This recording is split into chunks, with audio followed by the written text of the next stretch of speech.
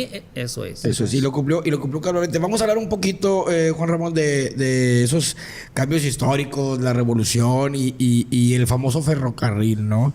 ¿Qué tuvo o qué impacto tuvo el ferrocarril para el crecimiento de lo que hoy es Escobedo? Bueno, ya que se hace el municipio, pues los primeros años fueron muy difíciles, ¿verdad? Pues, el municipio muy pequeño, no había grandes entradas, etcétera.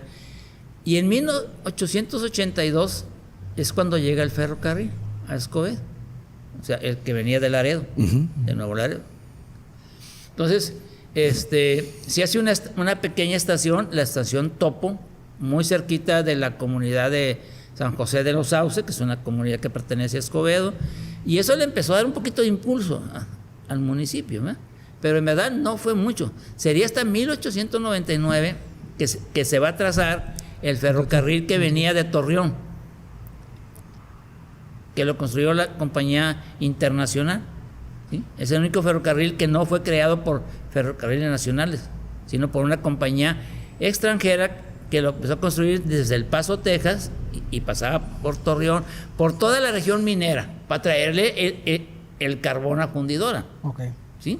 Entonces, va a pasar exactamente a las afueras del pueblo, y va a ser una pequeña estación, que es la estación Topo Grande. Entonces, ahí sí ya empieza a tener, por estar bien cerquita del pueblo, a las orillas, ya va a traer el progreso, vamos a decirlo así, al municipio, porque ya es más fácil ir para Monterrey, que ya tienes la vía Laredo y la vía internacional que venía de Torreón. Entonces, sí, va a causar un buen impacto esos dos, ¿verdad? Estamos hablando de la época de Bernardo Reyes, de Porfirio Díaz, que introdujo todo eso. Entonces, ahí empieza a tener un cierto crecimiento el pueblo, pero muy, muy, muy lento. Yeah. Siempre fue un crecimiento muy lento, siempre dependían mucho de Monterrey, pues para todo. Sí, y a veces, hasta la fecha, a veces seguimos dependiendo. ¿Ibas a comentar algo, primo? No, digo, ¿qué pasó realmente cuando fue lo de la Revolución Mexicana en el municipio? Pues mucho, porque es el paso. Por decir, vamos a decir que cuando la revolución de 1910, nadie se dio cuenta aquí, ¿verdad? O sea, fue muy rápido, que casi no hay batallas importantes aquí, casi todos se dieron en Chihuahua, en aquellos lugares, pero sí la gente empezó ya desde años antes ya había habido levantamientos o gente que se agrupaba para crear los clubes no reelección, apoyando a Madero y todo eso, pero en verdad no pasa nada. Por si las dudas. Sí.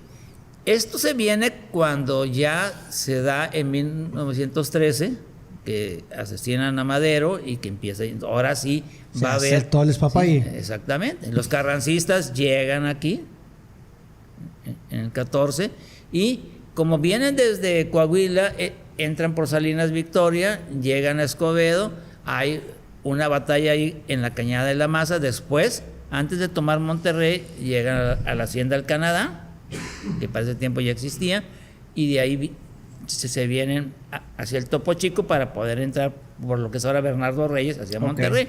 Ese es 1914. Y luego en 1915 también vuelve a haber enfrentamientos, llegan las fuerzas villistas también. Entonces sí hubo, y en el pueblo igual, porque pues había carrancistas, había villistas, había gente entonces sí hubo esa efervescencia, y hay algunas anécdotas como por decir, después de la batalla del 14, pues la gente del pueblo pues empezó a ver que pasaban muchos caballos sin dueños, ¿no? ¡Presta! Pero claro, se dieron cuenta en Monterrey y dijeron, o los devuelven o los fusilamos, ¿no? Pues pero los 3 días, sí, ¿verdad? Sí, o sea, empieza a ver, pues, pero como era el paso de los ejércitos que venían principalmente de Coahuila, pues sí hubo, claro, casi no participaban mucho, pero dentro de lo que es Escobedo sí hubo varias batallas, principalmente en la Hacienda del Canadá. Claro. Ahora, y dentro de esos cambios vienen también lo difícil, ¿no? Ahí por ahí del 18, 1918 viene la fiebre española. Sí. ¿Cómo afecta eso a la comunidad? Pues vamos a decir, si el pueblo tenía 1,100 habitantes, algo así, y murió más de 100, o sea, más del 10% de la población.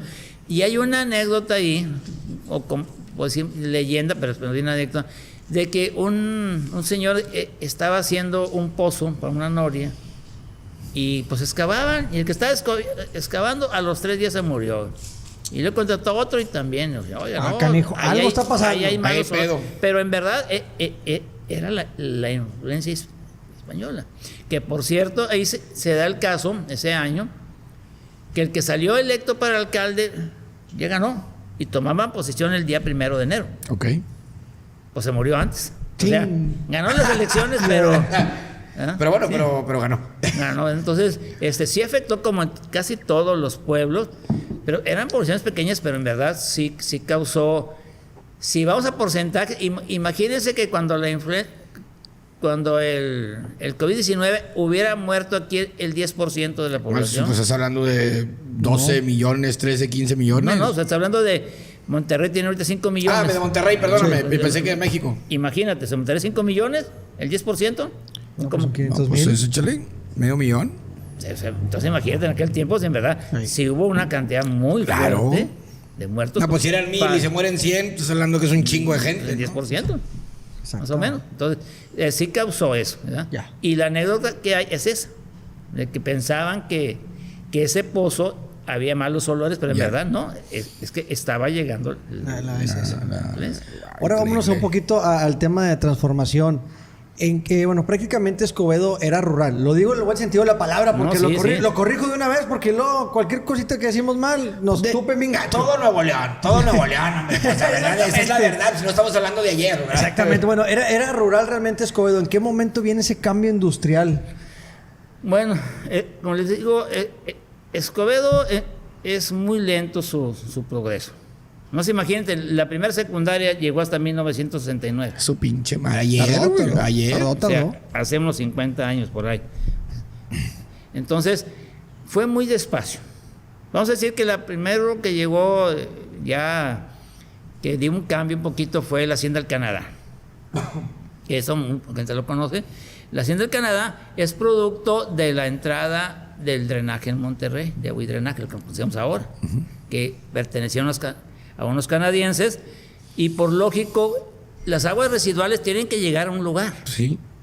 Entonces los canadienses compraron creo que son 10 acres o algo así, lo que ahora conocemos, y ahí establecen una hacienda, que es la Hacienda del Canadá, y ahí establecen, si ustedes van por sendero, en Soriana enfrente, ahí en la lateral, ves unas columnas abandonadas. Sí.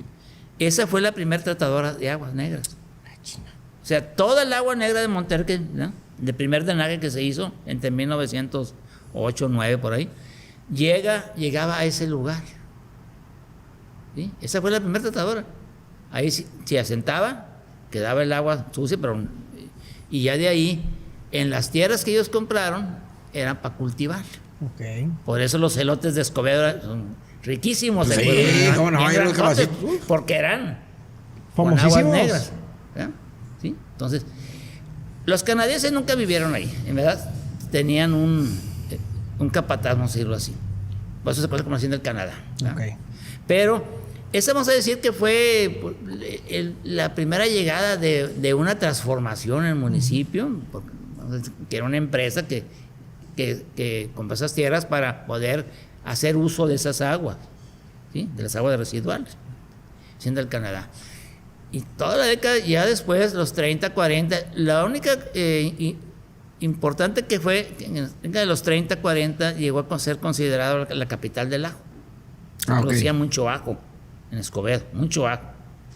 Y yo encontré, siempre estaba con la duda, y luego en una revista de agricultura encontré la estadística, y sí, viene Escobedo en todo México en 4º lugar. ¡Ah, cabrón! Y hay una anécdota. A ver, Cuéntale, chingale, cuéntale, ya estamos cuéntale, aquí. cuéntale, ya Se estamos llama fuertes apuestas. Un día cae el chisme, como siempre, nos falta un chismoso. Y nos encanta. Saludos a todos los chismosos. Nos encanta. ¿Verdad? Y le dice al gobierno del estado, ahí en Escobedo hay una casa donde hacen apuestas bien fuertes.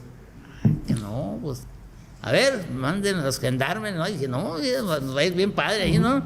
Vamos a estar todo el dineral, ¿no? En total, ya, pues en la casa de fulano, no me acuerdo el nombre, llegan, se asoman, empiezan a oír, ¿no? Oye, te he puesto 5,000, 1,000 más. Y, Aquí está el pinche la papa. Déjalo que apuesten más.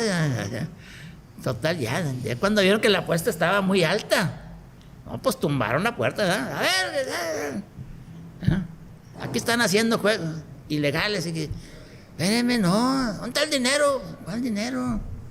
Pues lo que estaban diciendo ahorita que 1,000. No, nosotros estamos apostando bajos. ¡Chinga, madre!